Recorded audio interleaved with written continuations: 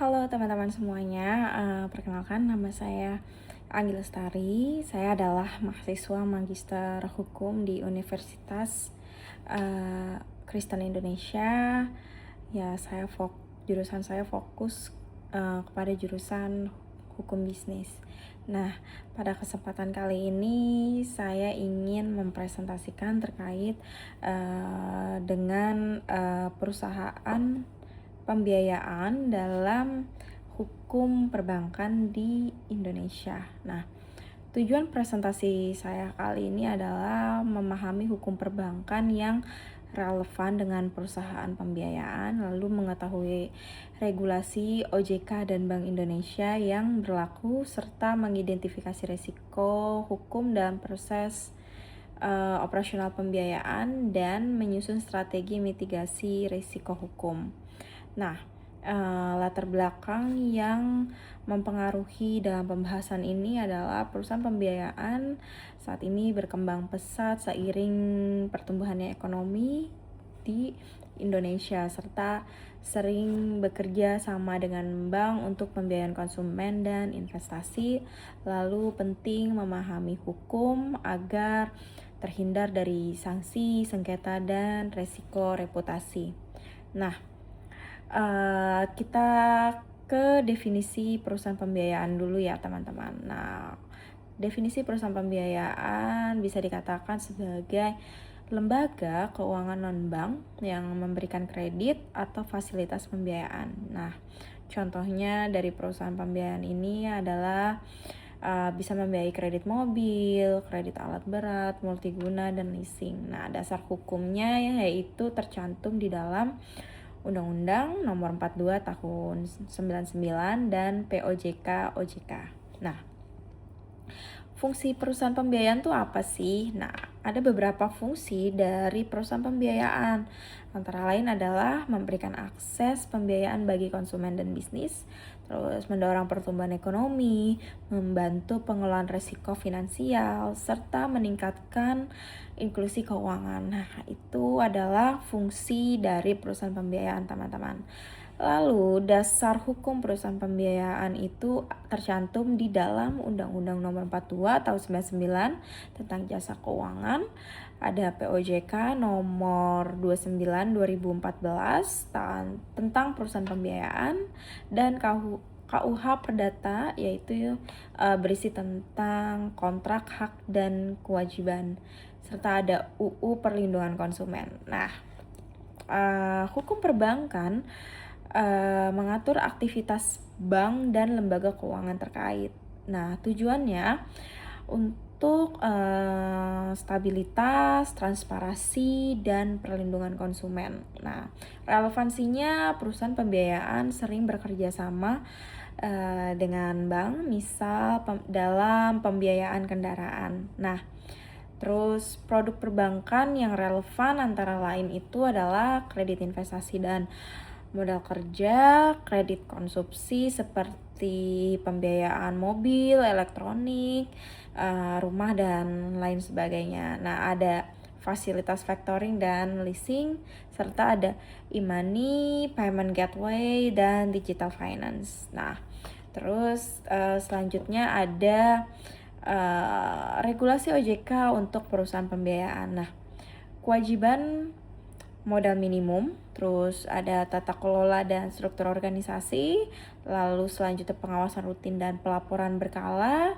terus ada POJK nomor 29, POJK nomor 05 tahun 2014 tentang pedoman perusahaan pembiayaan. Nah, terus terkait dengan izin usaha. Nah, izin usahanya itu ada di syarat pendirian perusahaan pembiayaan, yaitu modal disetor minimum, terus direktur dan komisaris sesuai kriteria OJK, lalu struktur organisasi dan SOP operasional. Nah, proses pengajuan izin OJK, dokumen, evaluasi, dan persetujuan. Nah, adapun prinsip kehati-hatian atau prudent principle. Nah, di sini kita belajar mengenai mengelola resiko kredit, operasional, dan hukum. Nah, ada analisis kelayakan calon debitur. Nah, biasanya hal ini dilakukan untuk menganalisis apakah calon debitur ini memenuhi kriteria yang telah ditentukan atau tidak. Apabila tidak memenuhi, maka ya calon debitur tersebut gagal untuk mendapatkan fasilitas yang diinginkan, serta begitupun sebaliknya. Apabila sesuai dengan kriteria, maka selanjutnya proses dalam pengajuan fasilitas gitu, proses tahap selanjutnya gitu. Nah, terus ada pun memastikan kepatuhan internal dan eksternal gitu. Nah, terus ada pun kontrak pembiayaan antara lain yaitu syarat sah kontrak, yaitu adanya kesepakatan, kemampuan, objek, dan sebab. Nah, terus ada elemen pentingnya juga nih, antara lain identitas, objek, jumlah dan tenor, bunga, hak, dan kewajiban. Contohnya, perjanjian kredit, leasing, dan installment. Nah, terus perlindungan konsumen itu ada di Undang-Undang Nomor 8 Tahun 99. Nah, hak konsumen atas informasi, keamanan, dan kompensasi. Nah, terus ada transparansi biaya dan bunga harus jelas. Nah, selanjutnya ada mekanisme pengaduan internal dan eksternal OJK. Nah, adapun terkait dengan kredit macet dan penagihan, definisi kredit macet adalah gagal bayar lebih dari 90 hari. Terus ada prosedur penagihan, itu legal, tidak intimidatif, serta solusinya itu restrukturisasi kredit, mediasi, serta yang paling ujungnya yaitu pengadilan. Nah, di sini ada sanksi hukumnya terkait dengan sanksi administrasi OJK, yaitu berupa denda, teguran, dan bisa juga pencabutan izin. Terus ada sanksi pidana maupun perdata apabila terjadi fraud, penyalahgunaan dana, dan kelalaian kontrak. Nah, contoh kasus nyata di Indonesia gitu. Adapun anti pencucian uang atau APU tercantum dalam Undang-Undang Nomor 8 Tahun 2010 yang berisi kewajiban melaporkan transaksi pencurigaan. Terus ada SOP internal, yaitu verifikasi pelanggan pelaporan PPATK. Nah, terus ada tujuannya mencegah perusahaan digunakan untuk pencucian uang. Nah, jadi perusahaan pembiayaan juga ada ininya ya, ada tercantum di APU-nya lah gitu. Terus selanjutnya ada pencegahan pendanaan terorisme. Nah, Undang-Undang Nomor 9 Tahun 2013 yaitu berisi terkait dengan monitoring transaksi serta pelaporan kepada PPATK. Terus perlunya sistem internal yang kuat untuk compliance gitu. Nah, ada audit internal dan eksternal. Nah, audit internal itu bertujuan untuk kepatuhan regulasi dan SOP internal. Nah, terus audit eksternal tujuannya itu ya ke OJK. Maksudnya melakukan audit eksternal itu OJK, akuntan publik, atau pihak independen lainnya. Nah, dari beberapa lembaga ini ya maksudnya melakukan audit internal maupun audit eksternal ini ya bertujuan untuk menjamin integritas laporan keuangan dan manajemen risiko.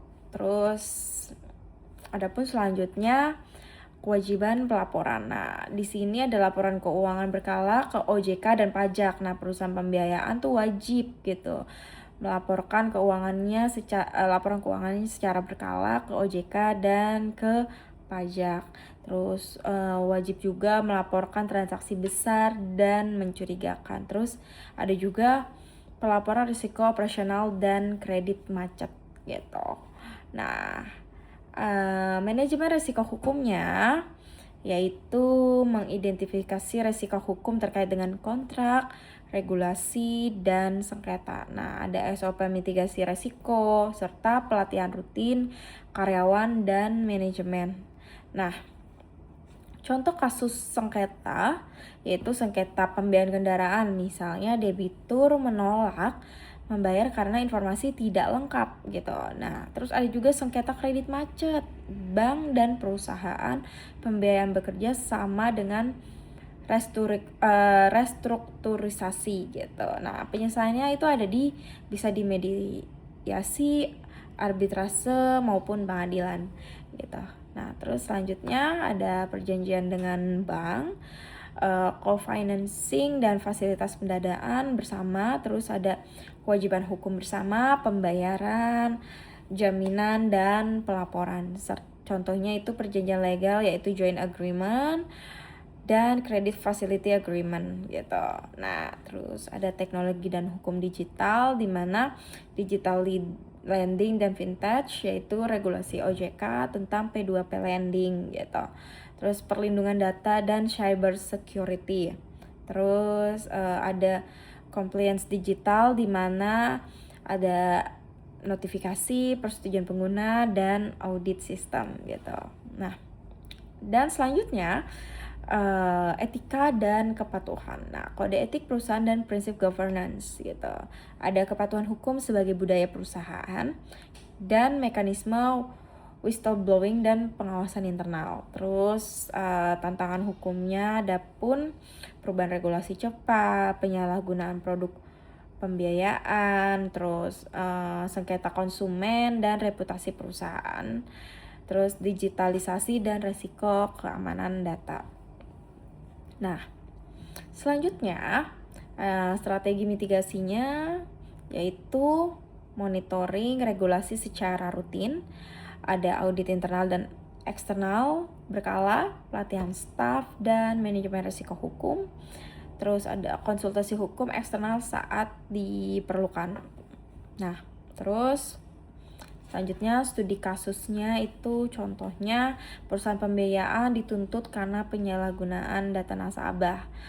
Nah, ini hal yang sangat dilarang ya teman-teman.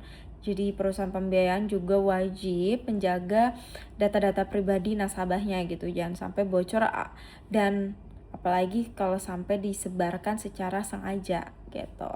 Nah, hal ini bisa hal ini adalah suatu tindakan pelanggaran hukum gitu. Nah, terus analisisnya yaitu kesalahan prosedur, kontrak tidak jelas. Nah, pelajarannya itu bisa kita ambil dari SOP, compliance harus tegas, terus audit rutin juga harus wajib gitu. Nah, adapun kesimpulan yang bisa saya sampaikan di sini adalah kepatuhan hukum adalah kunci operasional, legal dan berkelanjutan. Nah, terus adapun regulasi OJK dan Bank Indonesia harus selalu diikuti gitu. Terus perlindungan konsumen dan mitigasi resiko adalah prioritas utama. Nah, rekomendasinya menurut saya harus dilakukan edukasi hukum internal itu secara rutin serta audit dan compliance cek berkala, lalu sistem manajemen risiko hukum yang terintegrasi dan dokumen kontrak serta transaksi yang jelas gitu. Nah, sekian pemaparan materi yang saya bisa sampaikan di sini. Itulah beberapa penjelasan terkait dengan hukum perbankan, terkait dengan perusahaan pembiayaan, dan ya mungkin juga masih bisa lebih luas lagi ya teman-teman, tapi ya Sekian penjelasan dari saya. Apabila kurang, ya mohon dimaklumi. Saya pun masih banyak belajar kita masih banyak belajar di sini. Kurang dan lebihnya saya mohon maaf. Sekian dari saya. Salam sejahtera. Sampai jumpa. Bye.